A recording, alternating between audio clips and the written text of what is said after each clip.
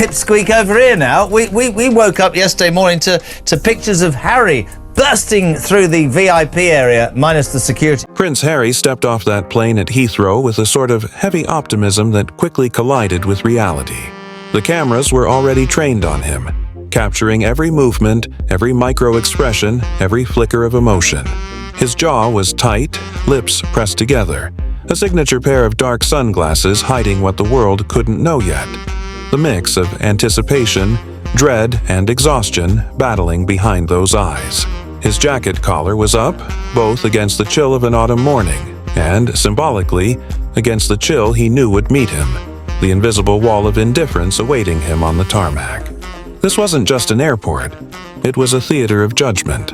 Every step forward was a performance he hadn't rehearsed enough, a moment where expectation and reality collided like steel. The entrance could have been triumphant, a homecoming worthy of headlines and headlines alone. He could have been the prodigal prince returning to the land of his birth, to the nation that once celebrated him with adoration bordering on worship. But that narrative had dissolved long before he arrived. The arrivals gate, usually a cacophony of cheer, banners, and excited voices, had become a wasteland. Cold, empty, indifferent.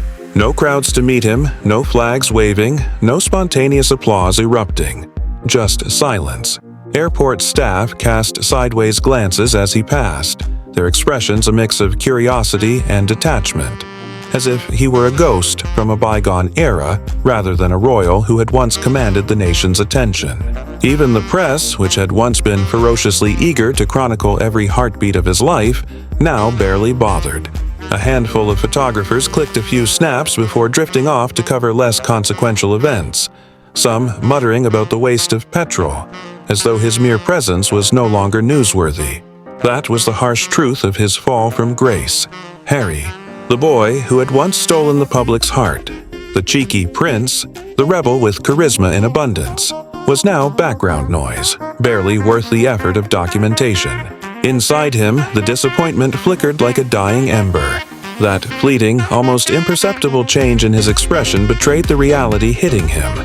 There was no welcome committee, no royal cars, no flashes of recognition, no human connection waiting to greet him. The golden boy of Britain had been reduced to a solitary figure, navigating a space that once belonged to him, yet now treated him as an outsider. Every step toward the awaiting vehicles was heavy, measured, as though he could feel the collective indifference pressing down from the walls of the terminal. The entire city, it seemed, had moved on, leaving him behind in the cold fog of anonymity. Harry's career of public exposure had once been his armor. He could weather scandal, spin adversity into opportunity, charm an audience into forgiveness. But the silence that met him at Heathrow was different. It wasn't outrage, it wasn't protest, it wasn't anger. It was a quiet, unrelenting indifference.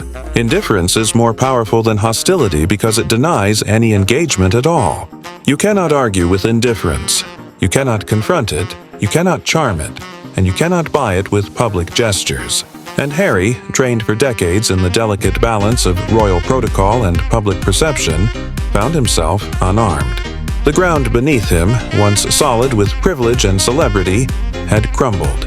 Even his anticipated redemption arc, whispered in palace corridors and hinted at in charitable circles, failed to materialize in any meaningful way. This was supposed to be a trip to soften relations, to rekindle the public's affection, to show humility and contrition in equal measure, a charity event, a photo opportunity, perhaps even a staged moment of reconciliation.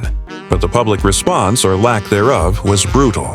Headlines that once screamed with his presence now relegated him to a footnote beneath baking competitions, weather updates, and minor celebrity gossip. He was no longer scandalous, no longer rebellious, no longer news. He was merely visible, and visibility without impact is a form of exile more potent than overt punishment. Arriving at the venue only intensified the stark reality. The streets were empty, the sidewalks quiet, the expected flashes of human warmth nowhere to be seen.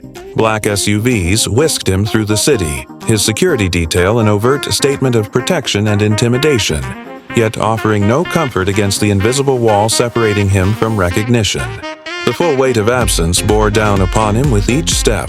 The venue, meant to be a stage for connection and redemption, instead highlighted the loneliness, the dislocation, the dissonance between expectation and reception.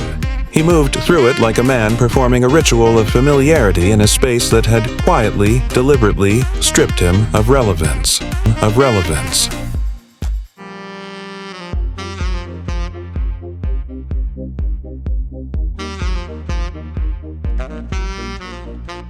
Even the palace seemed absent.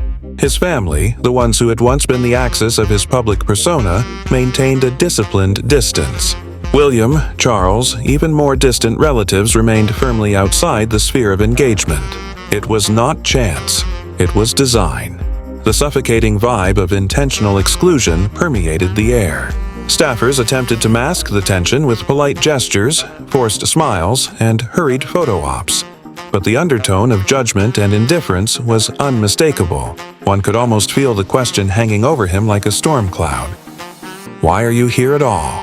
The people sharing the stage could not meet his eyes. Remarks were truncated. Applause, when offered, was perfunctory, hollow, a reflection of the emptiness of reception rather than approval. The speeches, designed to draw him into communal celebration, instead underscored his isolation. Harry stood under the lights, once a source of warmth and magnetism, now dimmed, uncertain, like a figure from another story walking through a world that had moved on without him. Every pause, every measured nod, every tentative smile highlighted the tension between past adoration and present indifference. The room itself seemed to conspire against him, dimming metaphorical and literal illumination, casting shadows over what might have been a moment of connection. And then came the private aftermath. The moments away from cameras, away from the staged optics, the moments where absence truly cut deepest. He lingered briefly, hoping, perhaps irrationally, for a human connection, a kind word, a small recognition of presence. But there was none. He exited into a black SUV, head bowed, steps hurried, eyes glassy, reflecting the quiet devastation of a man who realized that in leaving, he had not found freedom, but a void. Red-rimmed eyes, subtle tremors in expression, the faintest shiver of suppressed emotion. A performance of stoicism masking the reality of profound isolation. The night deepened the impact. He did not stay in a royal residence, not Frogmore, not Kensington, not Clarence House. Instead, a lonely London hotel became his refuge. The absence of family dinners, reunions, phone calls, or even superficial check-ins reflected the deliberate isolation structured around him. Each element was a subtle but undeniable reminder. The structures of recognition, the rituals of belonging, the social affirmations that once reinforced identity were now withdrawn. He was visible yet isolated, known yet irrelevant, a prince without a kingdom of attention, a figure whose identity was caught in the liminal space between public memory and institutional neglect. Even his public gestures, half smiles, careful posture, polite nods, failed to bridge the chasm. Every movement, every attempt at charm or acknowledgement, met with calculated neutrality or strategic indifference. The audience, once a sea of validation, now stood like observers to a performance that no longer carried meaning. Security details, carefully orchestrated movements, black SUVs, and tinted windows were symbols of status but offered no protection from the quiet cruelty of irrelevance. Every photograph captured the tension. Every lens documented the dichotomy between past celebrity and present isolation. The optics themselves told a story more powerful than words. The prince had returned, but no one awaited him. And all the while, the narrative of Meghan hovered, unspoken yet undeniable. Her absence, her perceived influence, her California ventures, the world outside the United Kingdom offered no counterbalance, no assistance, no reclamation of the lost stage. Her position, her brand, her identity as Duchess remained tethered to a title stripped of institutional power, just as Harry's presence was undermined by indifference. Together, they had once imagined a reclamation of narrative, a modern monarchy of their own design. But now, each step, each performance, Each carefully crafted public appearance underscored their separation from the structures that once amplified them. The reality of the moment was cruel, cinematic in its inevitability. Harry, once central to the public imagination, now traversed an indifferent space. The crowd, the cameras, the venues, the streets, empty of expectation, devoid of ceremony, stripped of warmth. The exile was quiet, merciless, systemic. It was not scandal or public rebuke that defined this moment, but something far more enduring and psychologically piercing. Absence. Indifference. The slow, deliberate extraction of relevance from someone who had once inhabited the highest tier of recognition. Every micro-expression, every hesitation, every faltering step was a testament to a larger truth. The performance of identity, once empowered by status, history, and ceremony, is meaningless without acknowledgement, without reception, without reciprocal recognition. Harry moved, but the world, or at least the portion that mattered, the institution, the crown, the family that could validate him, did not. Every attempted gesture, every camera-ready smile, every polite nod of acknowledgement was absorbed into a vacuum that refused to engage, that refused to grant relevance. By the time the night ended, by the time the SUV whisked him away, Harry was no longer just a man in a public setting. He was a symbol of absence, a prince without audience, a story without listeners, a figure whose past prominence highlighted the stark contrast of current irrelevance. The images would circulate briefly, perhaps a fleeting headline or a half-hearted photograph. But the truth of his existence at that moment, his isolation, the deliberate neglect structured around him, the cold absence of institutional acknowledgement would be visible to few, understood by fewer, felt by only himself. In the silent spaces between appearances, in the absence of crowds, recognition, and ceremony, the narrative crystallized. Harry was no longer central, no longer magnetic, no longer a figure to be celebrated or feared. He was a prince without context, a man without a stage, a story being slowly written out of the memory of a nation that once idolized him. And as the hotel doors closed, as the room fell quiet, the truth became unavoidable. Visibility alone does not grant relevance. Presence alone does not confer authority. In the world of royals and spectacle, recognition is the ultimate currency, and Harry, at that moment, found himself bankrupt. Prince Harry stepped off that plane at Heathrow like a man walking into a nightmare disguised as a homecoming. He carried with him the weight of expectations that no one had set, the ghosts of applause that no longer existed, and the hope that perhaps, just perhaps, the country he once knew might still remember the boy who had stolen hearts with charm and mischief. His sunglasses were more than a fashion statement. They were armor, a fragile barrier between himself and the cold indifference that waited for him. His jaw was set, lips tight, and the collar of his jacket was raised, both against the chill of a British autumn morning and against the chill of a nation that had quietly moved on without him. Every step toward the arrival's gate was deliberate, measured, as though he could feel the void of recognition pressing down from the concrete and steel surrounding him. This was not a return. This was a reckoning, a moment where reality collided with the fantasy he had carried for years. The airport was a ghost town, where once crowds had surged, waving Union Jacks and cheering the prodigal prince. Now there was only silence. Staff glanced sideways, unsure whether to acknowledge him or treat him as another traveler passing through a terminal. The press, once a ravenous pack ready to document every heartbeat of his life, clicked a handful of lazy photos before wandering off to cover minor celebrity events or the weather, barely interested in the man who had once dominated every headline.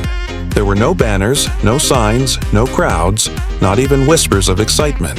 Just empty corridors, the distant hum of luggage trolleys, and the realization that Harry, the cheeky spare, the heartthrob of tabloids, had become invisible. He had imagined a homecoming filled with flashes of cameras, adoring fans, spontaneous applause, perhaps even a measure of forgiveness from the nation he left behind. But that narrative was gone. Britain had moved on, and in moving on, it had left him stranded in a haze of indifference. The disappointment flickered across his face, subtle but undeniable. That small, almost imperceptible moment revealed the cruel truth. He was no longer the golden boy, no longer a prince whose presence could command attention.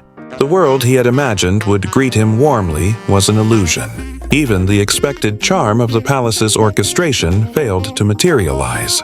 There had been whispers, soft, almost conspiratorial, that this trip would be a redemption arc, a chance to soften frozen perceptions, to demonstrate humility, to show that he still cared about the nation. A charity event was the perfect stage, a controlled environment where he could rebuild bridges. But the public response was underwhelming, almost non-existent. Where once headlines screamed with anticipation of his arrival, now it was a footnote, buried under baking competitions, weather forecasts, and minor celebrity news. He was no longer scandalous, no longer rebellious, no longer a figure capable of commanding attention. He was merely present, and presence alone, without acknowledgement, felt like exile. The streets were empty as he was escorted to his venue, black SUVs and tinted windows forming a cocoon of protection that offered no comfort against the sharp edge of silence.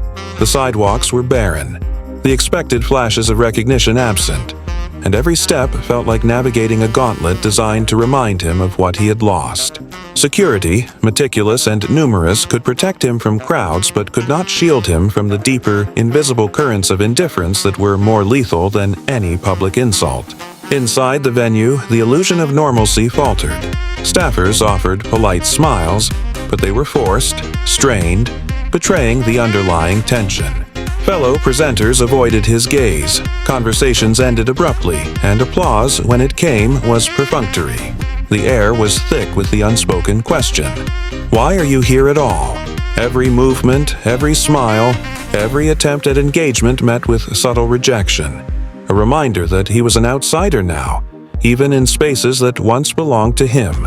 The bright lights that once highlighted his presence now seemed to dim, emphasizing the emptiness of recognition. The speeches, intended to draw him into the heart of the event, instead magnified his isolation. Harry stood on stage, poised but tentative, every gesture carefully measured. The audience's attention was polite but disengaged, a stark contrast to the adulation he once commanded effortlessly. The silence in the room was a heavier punishment than any public rebuke could have been. Hatred can be confronted, scandal can be challenged, but indifference is absolute. It cannot be reasoned with, nor can it be outshone. And Harry, for all his decades of experience in navigating the delicate balance between royal duty and public image, found himself powerless against it. After the speeches, he lingered briefly, a glimmer of hope that someone, anyone, might reach out, offer a word of acknowledgement, a sign that he still mattered. But there was nothing. He exited quietly, slipping into the waiting SUV, head bowed, eyes red and glassy, the expression of a man stripped of expectation and met only with emptiness. Staffers later described him as deflated, not angry, not proud, just broken. The night deepened the sense of alienation. He did not stay in a royal residence, opting instead for a lonely London hotel, isolated from both family and ceremony. There were no dinners, no reunions, no comforting check-ins from William or Charles.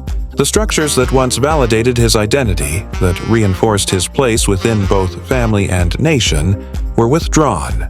He was visible but irrelevant, present but unnoticed, a prince without recognition, a figure caught in the cruel liminal space between past prominence and present invisibility.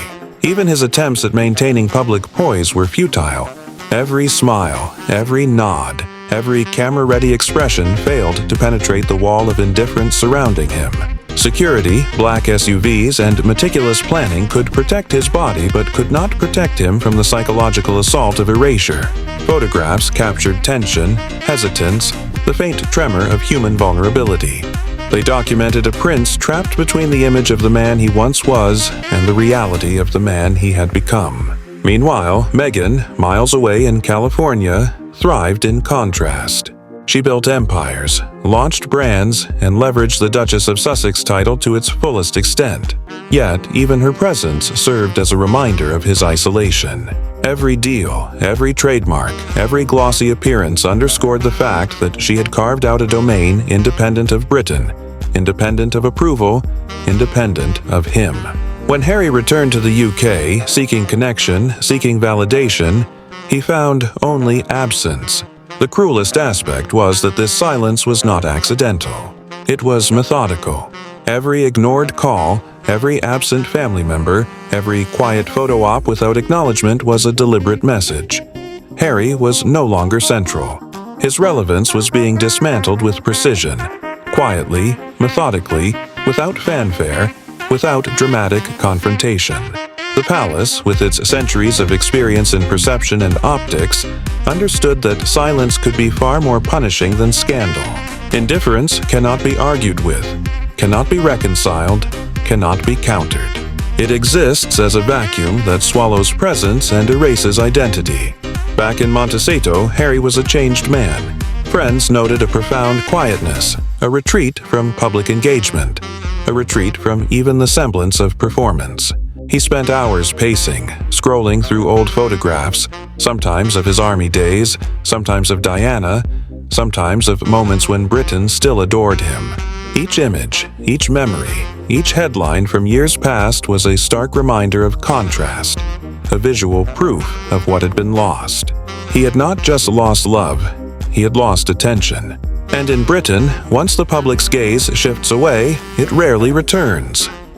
Once a tabloid darling fades, once a royal is erased from front-page relevance, the country moves on. This trip was meant to test one thing. Do they still love me? But the answer, delivered not with words but with absence, was merciless. No cheers, no outrage, no protest, no engagement. Only a quiet, suffocating nothing. And nothing hurts more than nothing. Imagine a man who once commanded stampedes in London streets, now wandering those same streets invisible, unnoticed, unremarkable. People passed by absorbed in their own lives, oblivious to the man walking among them. The boy who had once been a symbol of hope, mischief, and charm. Even within his marriage, tension rippled. Meghan, sharp and attuned to optics, had warned him repeatedly not to expect warmth, not to expect family support, not to expect public validation. And when reality confirmed her predictions, she did not soften her judgment. Instead, she was furious. Not just at the humiliation, but at the implication that Harry's impulsive actions threatened the perception of their brand. He had called her, seeking comfort, seeking reassurance, and instead received a lecture on appearances, on optics, on the unavoidable reality that chasing approval from a country that had moved on was not just futile, but damaging. The call ended as a final twist of the knife. In the hotel room that day, he shut the curtains, turned off the phone, locked himself in, and did not emerge. Lunch was skipped. The second charity event meant to further humanize him in public eyes was ignored. Staffers whispered about the collapse of morale, the quiet despair, the weight of an absence so potent it crushed the spirit without a single word of public condemnation. The palace carried on as if he did not exist. Headlines noted his presence minimally, coldly, without drama, without embellishment.